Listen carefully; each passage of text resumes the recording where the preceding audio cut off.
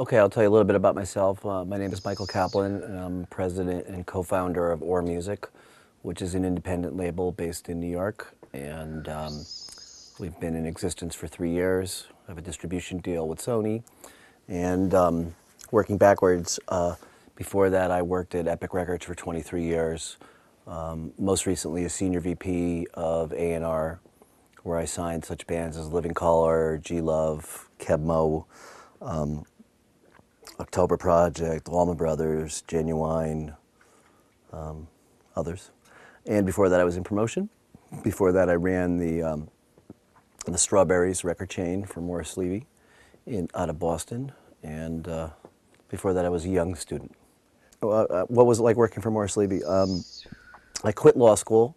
I thought I would end up being a lawyer, and I went to go work at the largest record store, which was Strawberries. Didn't know anything about Morris Levy or that I was working for Morris Levy. And, I had a year of, excuse me, sir, please check your bag. Hi, my name is Michael on my badge. And I worked my way up to store manager. And it was an interesting time working for Morris because he had put up the money for Joe and Sylvia Robinson to start Sugar Hill, and that was when all that stuff was starting to break, Grandmaster Flash and the Furious Five. And learned a lot about how to be an indie. And I'd say despite what's written about Morris, he was a really good guy, and it was kind of more like a Robin Hood kind of thing. There was a moral uncertainty, and I learned a lot. And then I went to go work for Polygram, and I did merchandising and sales for them in Boston. That was like post Saturday Night Fever, so it was big fat staffs and Casablanca records, and then they closed the branch down, and I went back to go work for Morris again, and this time I ran the record chain, and I took it from 8 stores to 23. Now they're at 500 or so, and I did that prior to. Then I went to go work for CBS Records, which became Sony. Okay, what is an A&R man?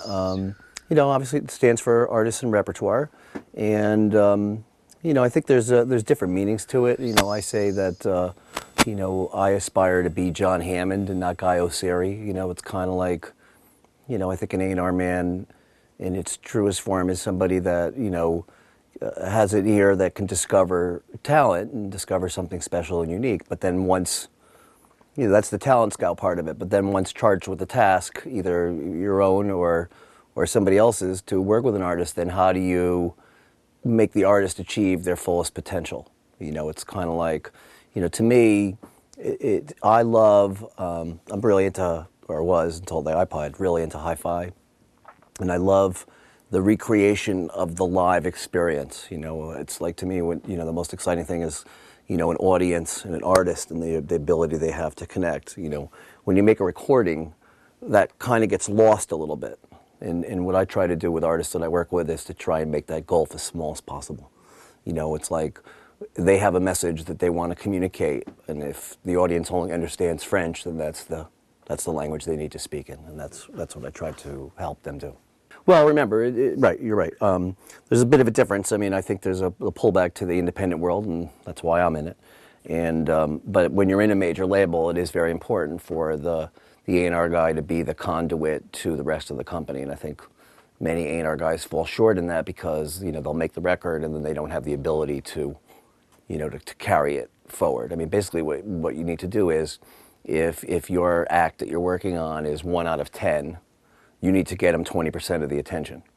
And so that, there's different, if somebody needs to be, you use honey or SWAT, depending on what's necessary in each situation. You have to be able to discern what the right thing to do is. Well, for artists, the best thing you could do is try and make as much noise as possible on your own, in your own marketplace. Now sometimes that you're limited by the kind of music you're doing. But if you're doing music, like if you're doing hip hop, or if you're doing punk, or if you're doing neo jam band hippie type stuff, you have the ability to get something going in your market. It's not like you need to come to New York, LA, or London necessarily. And you should just try and become the biggest fish that you can in your small pond. And make sure you have a MySpace place up on the net, and that you're working, that you start developing a street team, and you start making as much noise as you can on your own, because frankly, the further you get by yourself, the better position you're going to be in when the record companies start to whiff you. I look for what I call that ephemeral it, that thing, the thing that I don't have. I mean, I was a player, and I played saxophone, and I played really fast, and I could read well, and I could play high notes, and I had good tone. I just had nothing to say. I was great, but this is kind of like a world that rewards either awesome or suck, and I was neither. And so you look for that special thing, that it quality. Well, I've had, my two big successes have been Los Only Boys and Modest Yahoo, since I went out on my own, and they're both very unique and kind of go against the grain, and they're the kind of things that a major label, wouldn't really think about. Here's a Texican-Mexican rock band of brothers that play very roots-based music. So that was definitely not something that major labels were looking at. And then, Hasidic, reggae singer, the best one that I know, by the way. But these were both really like special talents, and they had that thing that I talked about, that it thing. How'd you find them? Just sifting through the process. Every situation is different. Los Only Boys came to me via manager Kevin Womack, who I've known for years. He manages Omar and the Hollers, and he manages Chris Duarte, and real hard-working guy, and he's brought me stuff over the years. And he laughs. He said that when he brought it to me, and I was at Epic, my secretary buzzed in and told me that it was him, and I didn't open the door. And but when I started my thing, and I was looking for special artists, and I heard it, and I was immediately taken by what they had done, although I thought it was flawed, their own recordings. And I went and saw them live, and I was just blown away. I mean, they had that thing. In the case of Modest Yahoo, I had heard about him, but, I thought it must be a joke, and the kind of thing at Modest Yahoo, he was on Jimmy Kimmel's show, and someone said, hey, have you seen the clip of this guy on Kimmel? And it's the kind of thing, like, when you watch the first 30 seconds, you think, wow, this is a novelty. When you watch 90 seconds, you're like, this guy's the real thing. And that's how that happened. That means I'm involved in all facets of the business, and I'm not just an A&R guy, although my most joy still comes from the discovery and the nurturing of artists. I'm also involved in promotion, marketing, sales, the cost of paper, and the manufacturing.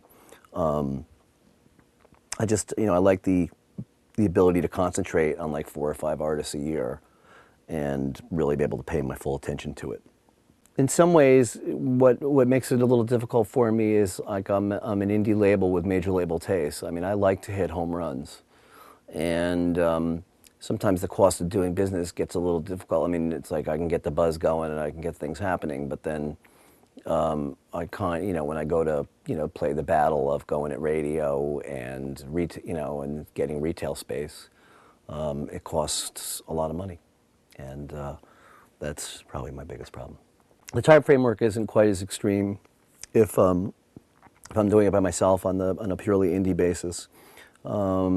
Might be, there are things like like press lead time. If you're going to have an act that you're expecting a press from, I mean, here we are today on October 27th or 28th.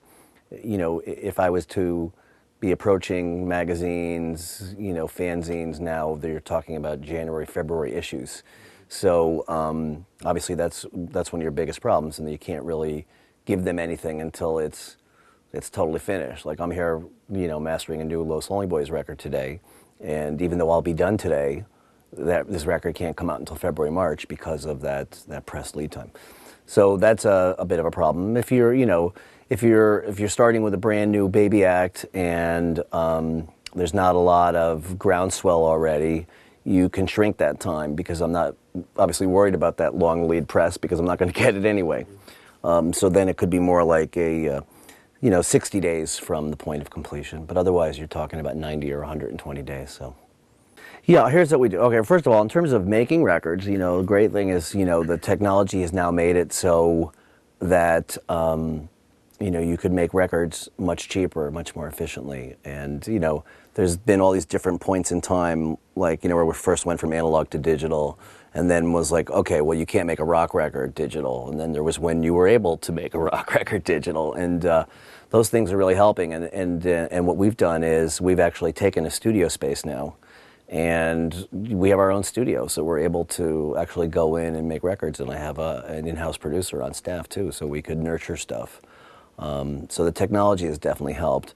In terms of the videos, we're making, we're now able to, you can make a video obviously for less money. I mean, if you're still looking at MTV, not that they play any videos, but if you're looking at MTV2 or VH1, you still have to compete, and video prices are stiff. But now, now we can make videos to use for MySpace and Yahoo and AOL.com, and there's other outlets now where you can get some videos exposed. I mean, it's a little tough. It's still very much in a transition, and it's changing all the time. Like by the time this thing gets out, maybe, well, actually, this gets online pretty quick, I guess.